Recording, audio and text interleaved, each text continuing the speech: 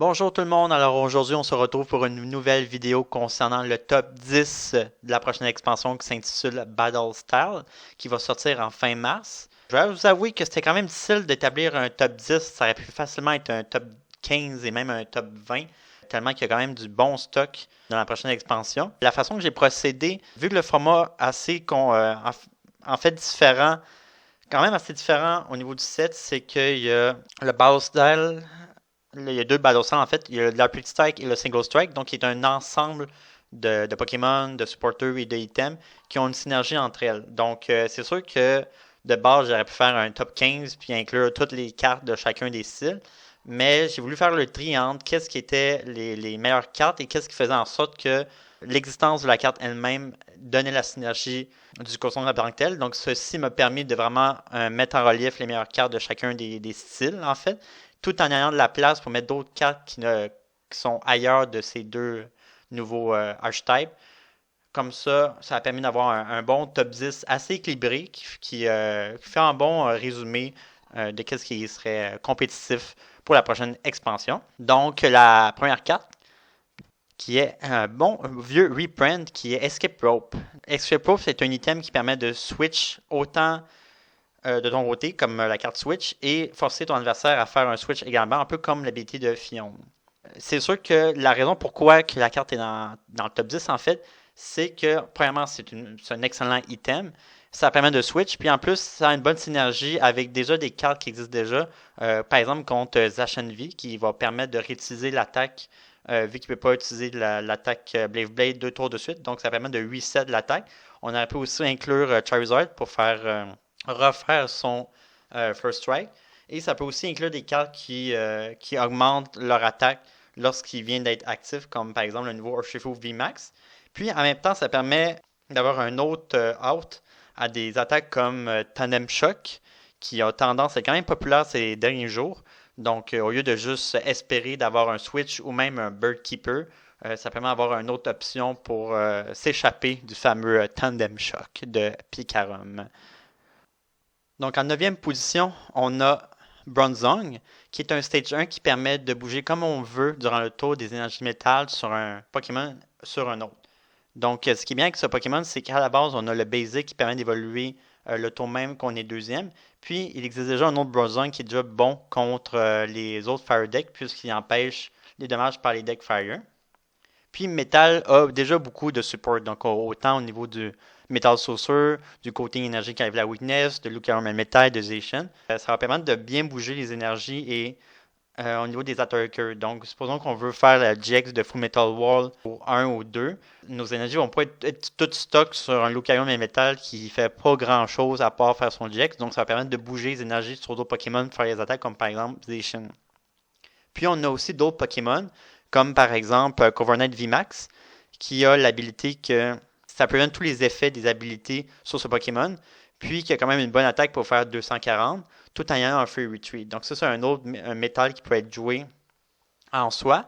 Puis en support aussi, on a un nouveau supporter qui sort qui est que ça heal tous les dommages des Pokémon évolution sur tout le play. Donc autant l'actif que tout sur le bench. Donc en combinaison avec Bronzong, si on joue des métal VMAX, ça permet de bouger les énergies métal sur nos Pokémon, utiliser le supporter et de heal tous les évolutions puis remettre les énergies sur le Pokémon VMAX puisque le supporter, en théorie, enlèverait toutes les énergies du Pokémon qui sont heal. Donc, ça donne une meilleure option. Donc, c'est sûr qu'un deck métal peut continuer à être joué sans Bronzong, mais c'est sûr que ça peut amener une nouvelle perspective, surtout au niveau des decks VMAX métal. Donc, ce qui rend la chose très intéressante. Deuxième position, on a la première carte Rapid Strike qui est Octillery. L'habilité est qu'une fois par tour, on peut aller chercher une carte Rapid Strike et on peut juste utiliser cette habilité une fois par tour. Donc même si on a deux Octillery, on peut juste uniquement en faire une. Et ça nous permet vraiment d'aller chercher n'importe quelle sorte de carte Rapid Strike. Donc autant un Pokémon, une énergie, un supporter, un stadium et un item. Donc ça rajoute vraiment beaucoup d'options au niveau de notre stratégie. Donc s'il nous manque une de ces cartes-là, on peut aller chercher immédiatement avec son habilité. Ça nous permet de faire un petit review sur les autres cartes Rapid Strike, autant VMAX, en bonne vie, on a l'énergie qui donne deux énergies, on a le supporter qui permet de piler jusqu'à 6, on a le stadium qui enlève 2 Retreat Costs au Rapid Strike, qui équivaut pas mal à donner Free Retreat parce que tous les Rapid Strike ont au maximum 2 Retreat Costs. Et on a le item qui fait un peu comme Enhance Hammer, mais qui retourne le Special Energy dans le bottom du deck. Donc, c'est sûr qu'honnêtement, Octolui ne serait pas nécessaire dans les decks Rapid Strike. Par contre, c'est vraiment un très bon ajout pour ajouter plus d'options au niveau de ce qu'on veut faire à chaque tour. En 7e position, on a le Single Strike Urshifu VMAX. Donc, il est vraiment bonne à cause, premièrement, son typing, qui est Fighting, qui est, je crois, le meilleur typing en ce moment, et sa deuxième attaque, qui est G-Max One Blow. Donc, ce qui permet de faire 270, et ça bypass tous les effets sur l'actif de l'adversaire. Son basic aussi, quand même assez intéressant, qui a sa première attaque qui est Laser Focus, qui permet d'aller à chercher 2 Fighting Energy et les mettre sur ce Pokémon. Donc, tour 2 peut déjà attaquer avec son attaque. Et on a aussi, qui est une très bonne synergie, on a Undoom, qui, une fois par tour, nous permet d'aller chercher un Single Strike énergie du deck et le mettre sur le Pokémon, et en mettant 2 dommages counter sur le Pokémon que l'énergie Single Strike est attachée. Et en parlant d'énergie Single Strike, l'énergie permet de provide soit un Fighting ou un Darkness, et rajoute 20 power au niveau de l'attaque. Donc, vous voyez venir, si par exemple le Urshifu VMAX a 3 Single Strike énergie, il frappe déjà de 330, ce qui est assez pour tuer presque tous les VMAX. Donc, d'où le nom de l'attaque G-Max One Blow. Donc, c'est vraiment un bon G-Max. C'est sûr que ça prend beaucoup quand même de setup au niveau des Undoom parce que c'est vraiment les Undoom qui fait que la carte est bonne. Donc, mais d'un coup, les Undoom sont déjà setup. On peut continuer à faire l'attaque quasiment à tous les tours, ce qui rend vraiment la chose très intéressante. 6e position, donc une carte quand même support, que j'apprécie quand même beaucoup. Donc il serait vraiment juste utilisé pour son ability, c'est une fois par tour, Kikretun V permet de piger jusqu'à temps d'avoir 3 cartes dans la main, et si le Pokémon est actif, ça nous permet de piger jusqu'à 4 cartes dans les mains. Donc, puis à noter qu'on peut juste utiliser l'ability une fois par tour, peu importe le nombre de Kikretun qu'on a sur le terrain. Donc, même si, donc, ce qui est intéressant, c'est s'il est actif, on pige 4 cartes. Donc, c'est quand même assez facile à switch dans le bench avec soit des U-Turn Burn, on a Air Balloon, Switch, Escape Rope. Donc, c'est comme un peu l'ancien Oranguru. C'est sûr que c'est un petit peu moins bon. Mais en même temps, on a toujours l'option de piger 4. C'est comme un bon mix entre Oranguru et Silvally GX qui a été joué dans certains decks. C'est sûr qu'on ne pige pas jusqu'à temps d'avoir 5. Cependant, il est beaucoup plus facile à setup qu'un Silvally GX par contre. Puis ce qui était très intéressant avec la carte, c'est que ça permet d'avoir un out à la fameuse carte Reset Stamp, qui est quand même joué dans beaucoup de decks. Donc, c'est sûr que souvent, lorsque un adversaire fait Reset Stamp, ben, il va tuer l'actif. Donc, non, inévitablement, le Kikretun va être actif. Donc, à la base, ça nous permet d'avoir 4 cartes dans les mains le tour suivant. Si on joue des quelques cartes qu'on pige avec le Reset Stamp, ça nous permet de piger 4. Donc, ça nous donne beaucoup de plus de out à des cartes comme Stamp ou bien Marnie. Donc, c'est une carte que je crois qui va être jouée en un one-off dans plusieurs decks, surtout les decks One Price, qui pourraient peut-être remplacer aussi Oricorio après la rotation. Mais même avec, ça serait super. 5e position, une carte que j'adore. Honnêtement, je pense qu'il est un peu underrated, qui est Victini VMAX. Donc, la première attaque est la même que l'ancien Basic Victini. Donc, il permet d'attacher 3 Fire Energy sur les Pokémon comme on veut. Et la deuxième attaque, qui est l'attaque la plus intéressante, selon moi. Une Fire, une Coreless, 100 plus 120 si le actif est un V. C'est sûr, de prime abord, ça n'a pas l'air wow. Il y a des VMAX qui attaquent plus fort que ça. Mais honnêtement, je trouve ça hyper bon. Premièrement, c'est un des seuls Pokémon Fire qui ne dépend pas de Welder, entre autres, vu qu'on a juste besoin de 2 attachments. Puis, le 220 dommages sur un V permet de tuer quasiment n'importe quelle vie. Puis, ça donne une très bonne option pour les decks Fire lorsqu'ils vont premier. Parce que normalement, un deck Fire va aller deuxième pour permettre d'être Welder puis prendre le premier kill. surtout avec Resuzard qui fait Double Blaze 200 tour 1 en allant deuxième, ce qui est extraordinaire. Victini VMAX permettrait d'avoir une option en allant tour 1, parce qu'en tour 1, on pourrait mettre une énergie sur le Victini V. Tour 2, les voir en VMAX, mettre une énergie.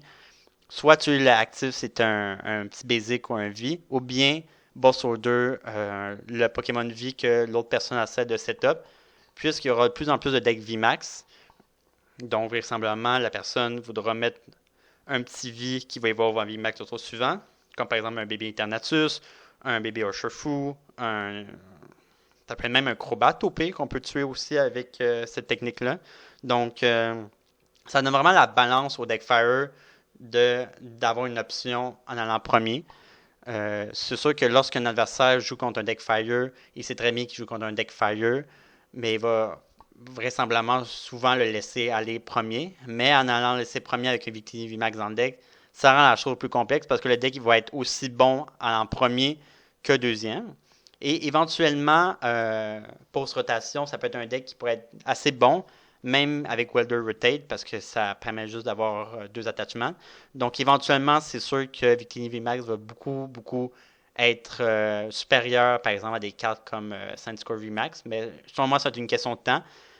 Puis, c'est juste une question de temps, en fait. Puis, c'est une carte vraiment qui est underrated. Puis, honnêtement, il y a déjà un basic qui sort dans le prochain set, mais ça, j'en parle pas parce qu'il n'est pas très bon. Donc, on utiliserait le vieux basic Victini avec Spreading Flame et Energy Burst qui rend la chose très intéressante. Quatrième position, Undoom Single Strike. On a parlé un petit peu avant avec le Urshifu Single Strike. La carte Undoom, pourquoi elle était aussi haut dans la liste? C'est vraiment cette carte qui fait en sorte que les decks Single Strike vont être bons. Vraiment à cause de l'habilité qui permet d'attacher un Single Strike énergie sur un Pokémon Single Strike. Et avec tous les autres cartes Single Strike, une bonne synergie avec la carte. Donc, apparemment, avec le premier item qui shuffle deux énergies Single Strike du discard pile dans le deck. Donc, ça permet de recycler les énergies Single Strike. Donc, utiliser à quasiment tous les tours l'habilité de Undoom sans perte de ressources, en fait. Le Stadium est excellent. Une fois par tour, on peut discarter une Single Strike card et piger deux cartes. À noter qu'on peut discarter n'importe quelle carte Single Strike dans ça peut être même un autre Stadium, ce qui rend la carte vraiment bonne parce que dans un deck Single Strike, c'est sûr qu'on va l'utiliser à tous les tours. Donc, puis même, on peut même avoir des scénarios où on a déjà le Stadium. On peut utiliser, faire un Machardo, mettre un autre Stadium, discarter une, piger deux. Donc, ça en a beaucoup de ressources au deck. Puis on a le tool aussi qui est très bon aussi, qui est peut être seulement attaché sur un Single Strike Pokémon. Puis ça donne une attaque au Pokémon qui est pour une fighting 10 plus 10 pour chaque damage counter qu'il y a sur le Pokémon. Donc ce qui est très bon avec le Urshifu VMAX, pour les VMAX 230 HP. Donc l'attaque peut aller jusqu'à 230 également. Sans compter aussi un Fighting Dojo potentiel qui peut rajouter un 40. Puis, à noter aussi que le Undoom, lorsqu'il attache une énergie Single Strike, il met 2 dommages contre sur le Pokémon. Donc, ça rajoute du dommage potentiel à l'attaque Infuriation. En troisième position, une de mes cartes préférées, Level Ball qui reprint. Donc, Level Ball, ce que ça fait, c'est que ça va chercher un Pokémon de 90 HP ou moins. La carte est excellente pour les decks One Prize, évidemment, tels que Marperty qui peut aller chercher presque n'importe quel Pokémon du deck. Peut à la fois aller chercher des support Pokémon comme les Jirachi et le Celebi qui est sorti dans Shining Fate. Peut aussi aller chercher des Pokémon plus de tech comme Marshado, Mew, Fion, etc.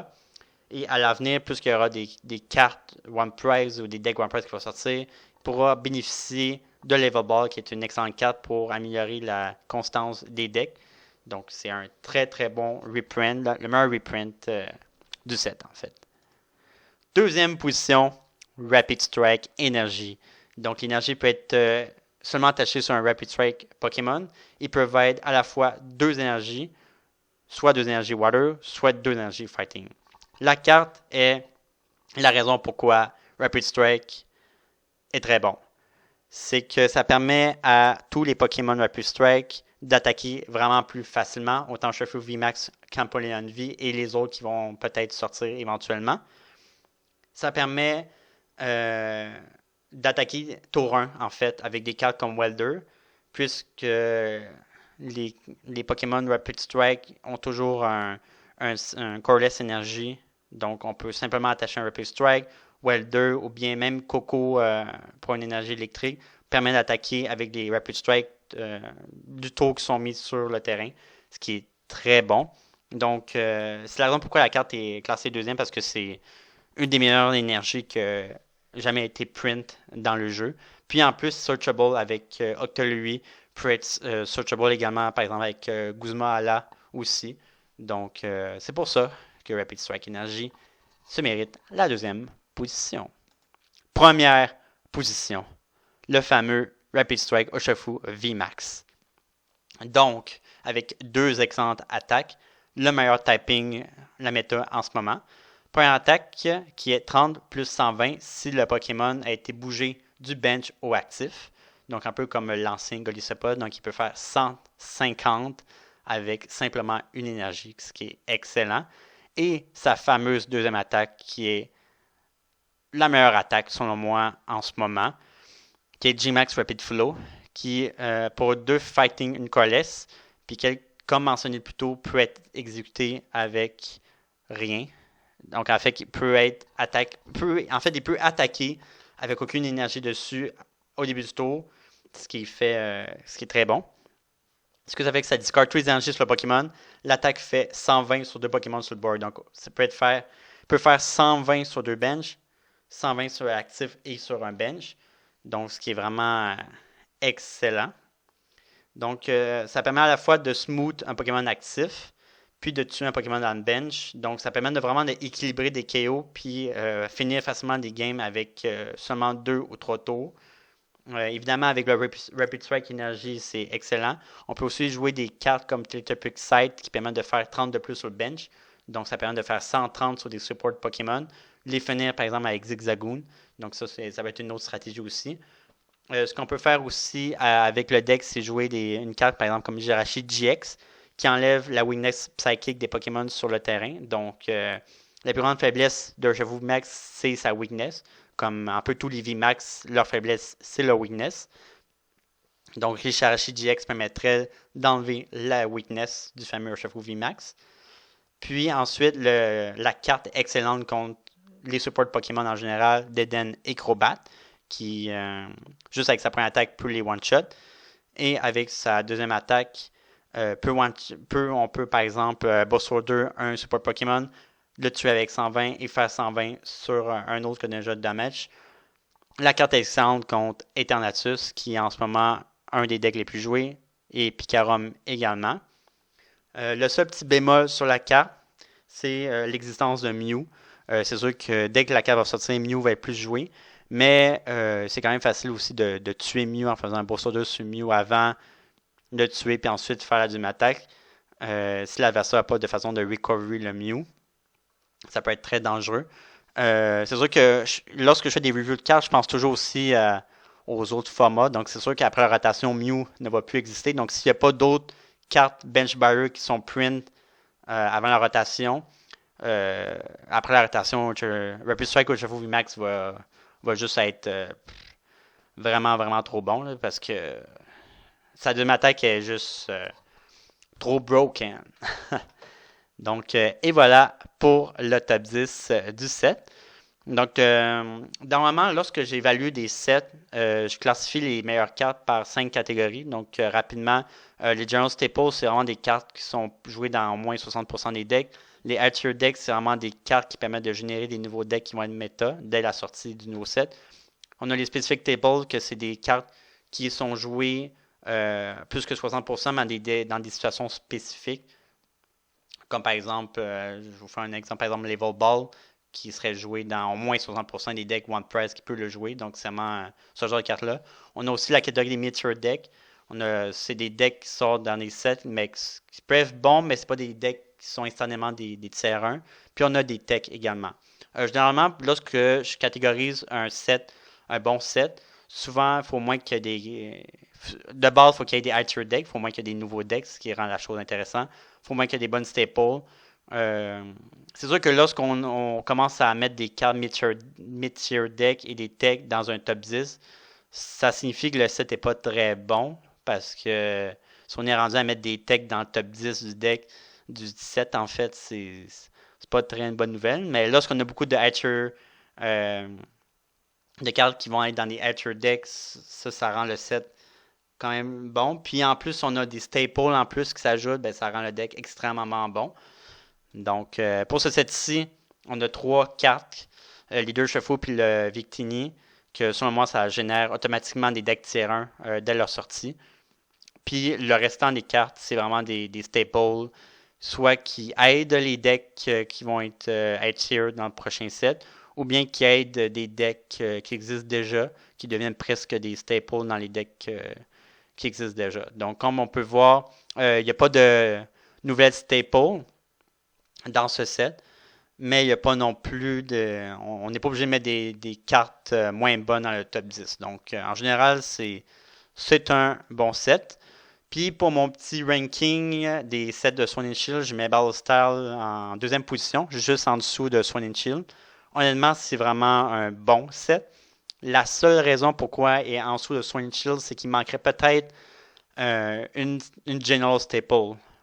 Comme on a vu précédemment, il n'y a pas de General Staple qui est dans le set.